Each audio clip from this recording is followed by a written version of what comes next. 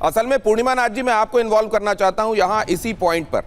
समझा यह जा रहा है कि अब इनके पास कैश 22 सिचुएशन वाला मामला है।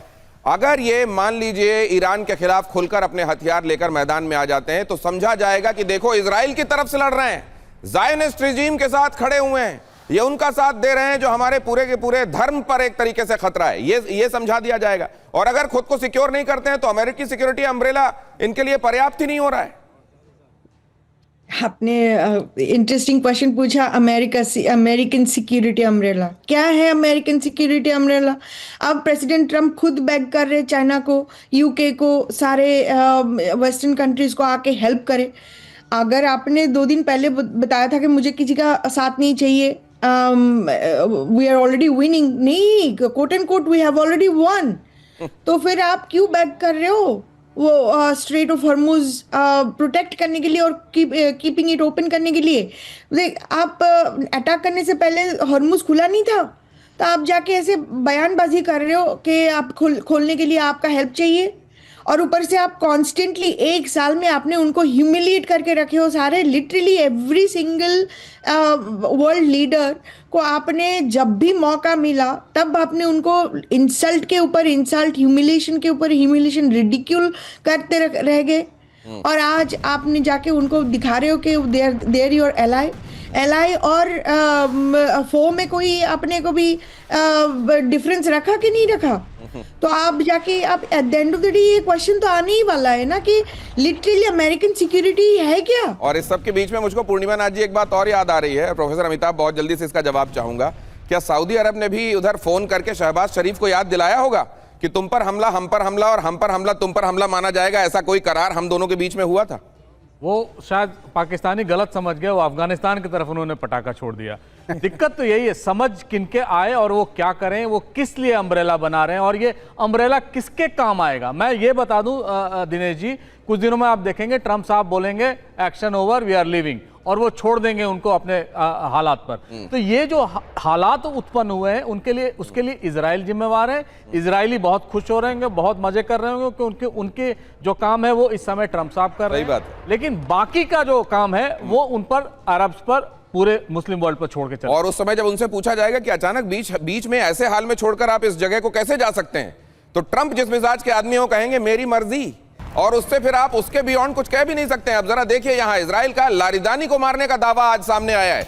इजराइल की तरफ से दावा किया गया है कि हमने ईरान के सबसे बड़े सिक्योरिटी ऑफिसर अली लारिजानी को मार दिया है। अली लारिजानी पर एयर स्ट्राइक किया है। इजराइल ने कहा रात भर ईरान में कई ठिकानों पर स्ट्राइक की गई, हमले में अली लारिजानी की मौत हो गई है। यह इजराइल की तरफ से दावा है। इजराइल का लारिजानी के बेटे की मौत का दावा भी है कि सिर्फ लारिजानी नहीं मारे गए हैं, उनका बेटा भी मारा गया है। इजराइल की तरफ से यह दावा, क्या यह सायोप का एक हिस्सा है या इस दावे में दम है? इजराइल कह रहा है तो दुनिया को मान लेना चाहिए। 30 सेकंड आशीष।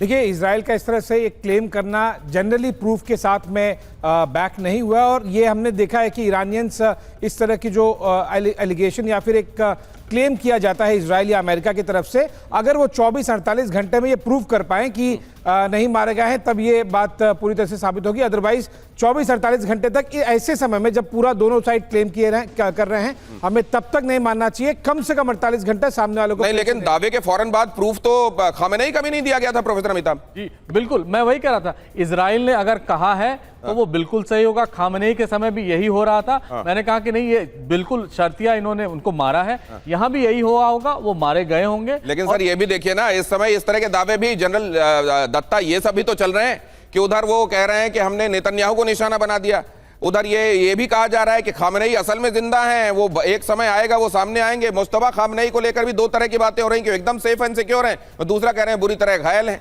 ये बहुत सारी चीजें, तो इसमें असल में वॉर फॉग भी है। बिल्कुल, देखिए, ऐसा जंग के अंदर दुश्मन की विल टू फाइट को तोड़ने का ये साइकोलॉजिकल वॉरफेयर इस्तेमाल किया जाता है। इधर बोला भी नेतन्याहू साहब मारे गए हैं, कोई कहता वो इंजर्ड है, कोई कहता बड़े दिन से दिखा नहीं, उनकी 6 उंगलियां दिखाई दी। अभी इनके ऊपर जो बताया गया कि जो नेशनल सिक्योरिटी एडवाइजर ईरान के मारे गए हैं, आयतुल्लाह खमैनी के बाद जो जो जंग का पूरा संचालन चला रहा था वो एनएसए के हाथ में आता है और एनएसए ही था जो अभी तक जो प्लानिंग करके कर रहा था। लेकिन ईरान ने अपनी चेन ऑफ कमांड पहले से तैयार कर रखी है। इनका जो डिप्टी एनएसए है वो इनकी जगह ले लेगा और अगर जंग मारे भी गए हैं तो ये जंग चलती रहेगी। सर लेकिन ये जो कहा जाता है, मान लीजिए इनके हाथों में एक कमान थी और इन्हीं के ऑर्डर पर चीजें चल रही थी, यही नेशनल सिक्योरिटी एडवाइजर, एक तरीके से टर्म नहीं थी लेकिन वो वही थे अपने देश में, अगर वो नहीं है तो क्या वाकई ये जो इंडिपेंडेंट अलग अलग यूनिट्स हैं ये अपने अपने हिसाब से वॉर लड़ लेंगी? क्या ऐसा होता है वॉर में? ये भी मैं समझूंगा ये मोज़ेक डॉक्ट्रिन एक्चुअली इफेक्टिव होती है क्या? लेकिन पहले ये खबर देखिए, इजराइल की सेना का भी दावा, अली लारिजानी मारे गए। इजरायली सेना ने भी ये दावा कर दिया है। मतलब ये इजराइल की तरफ से दावा हो रहा है, मोसाद के जो सोर्सेस हैं वो बता रहे हैं और इजराइल ये दावा कर रहा है कि अली लारिजानी मारे गए। अगली खबर देखिए, इजराइल के दावों के बीच लारिजानी का पत्र सामने आया है। ईरानी नौसैनिकों की मौत पर उन्होंने दुख जताया है। शहीदों के लिए ईश्वर से प्रार्थना करता हूं, उन्होंने लिखा है। लारिजानी का एक्स पर पोस्ट भी सामने आ गया है। तो अगर वाकई ऐसा है, अब देखिए अगर लारिजानी इस दुनिया में नहीं है तो उनके नहीं होने की बात को कितने दिनों तक ईरान छिपा सकता है? तो फिर ऐसे में ये पोस्ट आना क्या वाकई ईरान के दावे में दम दिखाता है कि अली लारिजानी है और सकुशल है? अचल मल्होत्रा साहब देखिए, मेरे को पैनलिस्ट ने भी बताया कि इस तरह के हालात में ना जो साइकोलॉजिकल वॉरफेयर है ये बहुत इंपॉर्टेंट होती है। हम सब महाभारत से परिचित हैं। एक अश्वत्थामा मारा गया, उसने देखा पूरे युद्ध का रुख बदल दिया था जब एक डिक्लेयर किया गया कि अश्वत्थामा मारा गया। एक्चुअली हाथी मारा गया था अश्वत्थामा नाम से और द्रोणाचार्य हिल गए थे। लारिजानी जो है उनका बहुत ही हार्डलाइनर फेस है और अगर ये इस बार को बात दोहराया जाएगा कि लारिजानी मारा गया तो थोड़ा मॉरल इफेक्ट तो पड़ेगा। लेकिन पिछले दिनों की चर्चाओं में ये बात निकल के आ रही है कि ये जो आने वाले वक्त में कभी भी इस तरह की लड़ाई हो सकती है, इस चीज को ध्यान में रखते हुए ईरान ने अपनी कई लेयर्स ऑफ कमांड पहले से ही तय करके रखी हुई थी। ये एंटिसिपेट किया जा रहा था कि टॉप लीडरशिप मारी जाएगी, ये मरेगा तो ये आएगा, ये मरेगा तो वो आएगा। ये ऑलमोस्ट पहले से तय हो चुका था।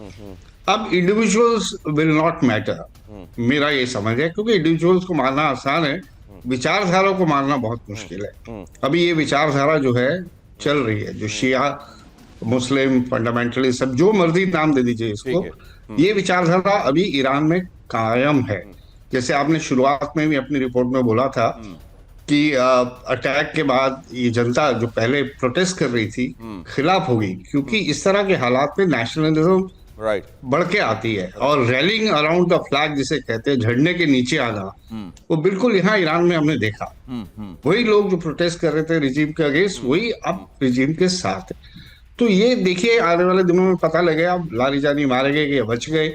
बट लारिजानी अगर मारे भी गए होंगे तो मुझे लगता है अभी स्टिल इनके पास आगे ये कमांड ये तय नहीं करेगा। लारिजानी का मारा जाना या बच जाना इस युद्ध के रुख को तय नहीं करेगा। बहुत इंपॉर्टेंट बात आप कह रहे हैं सर, लेकिन अमेरिका को शायद इसका उल्टा लग रहा था, इसीलिए उन्होंने जंग की शुरुआत ही की थी खामेनेई और उनके विश्वस्त लोगों को एलिमिनेट करने के साथ। और ये कितना उल्टा पड़ गया जो बात आप कह रहे हैं अपने आप में इस बात को साबित करता है कि अगर लोगों को एलिमिनेट करने से मामला हल होने वाला होता तो खामेनेई को एलिमिनेट करने के बाद तो फिर उनके लिए जंग जीतना आसान हो जाना चाहिए था। लेकिन आप देख रहे हैं ये और दुरूह हो गया और मुश्किल हो गया।